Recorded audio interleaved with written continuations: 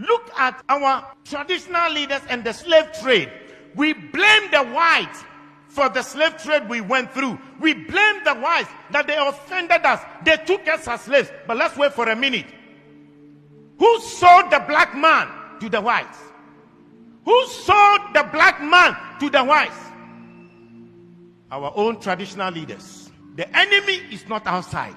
The enemy is within. If we are asking the Europeans to pacify us and also to apologize to us, our traditional leaders must be the first to apologize on behalf of their ancestors for the evil they have done against their fellow blacks. Look at our attitude towards the environment and the destruction of our water bodies. All our river bodies have turned into dark brown. And you know what they said? In the next 20 years, if we don't stop this illegal mining, Ghana, we will import water to drink. Yet we don't care. And Chinese, they will come from their country into our forest, destroy our forest, destroy our land, and illegally mine and damage our waters. How can they come if the traditional leaders didn't give them permission to do that? And in one instance, while they were dead, our military went there to protect them. Our own military that is supposed to protect us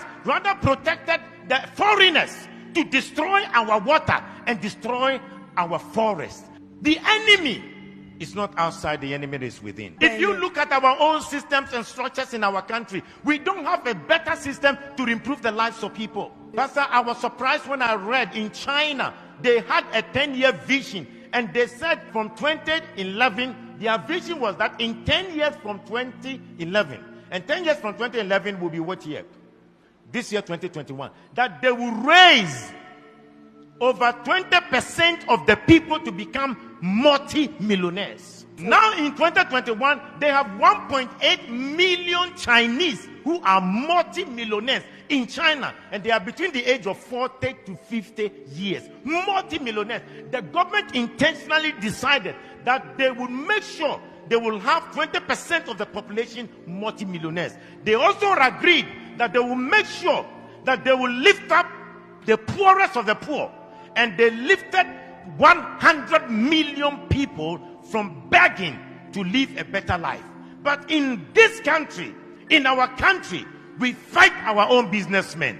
Our government will fight our business people. When they know that your business is thriving, and they know that perhaps you are not sympathetic towards the running party or the ruling party, they will fight you, collapse your company, and make you poor. When in China, they want to make the people rich. In Africa, we want to make our own people poor. The enemy is not outside. The enemy is within. Look at our African leaders.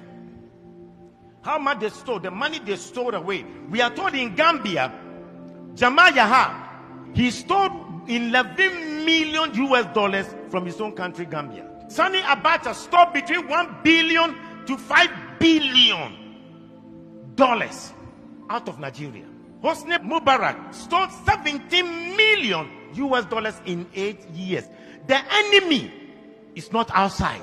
The enemy to our own progress is within. Look at our presidents. The presidents who were fighting for our independence, what we did to them. In Togo, the man who fought for the independence of Togo, called Sylvanus Olympio.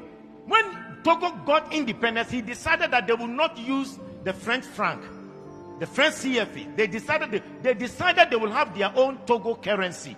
And you know what? They used Iyadema to kill him and to get rid of him. When Olympians wanted to make Togo great, the enemy within, the Judas within, killed him.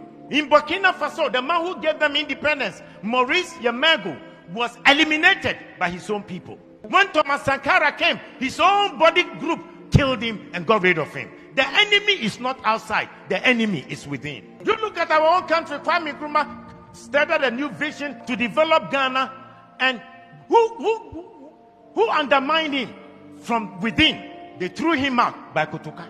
Today we celebrate Kwame Nkrumah, but their own Judas will damage him.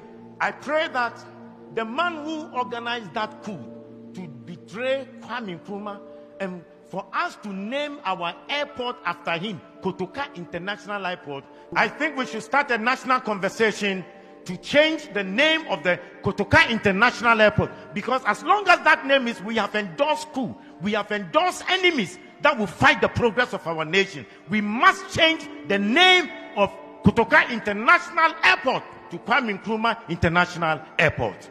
The enemy is not outside, the enemy is within. We need to ask God to give us a new character. Let's change our behavior and have new values. Because the person will be smiling with you, smiling with you, yet he will stab you at the back. How can you have a father who wants to destroy your life? Yet in Africa, we have governments that do not want to make the people or improve the lives of the people. When in overseas, their governments have created an environment for every citizen to be better.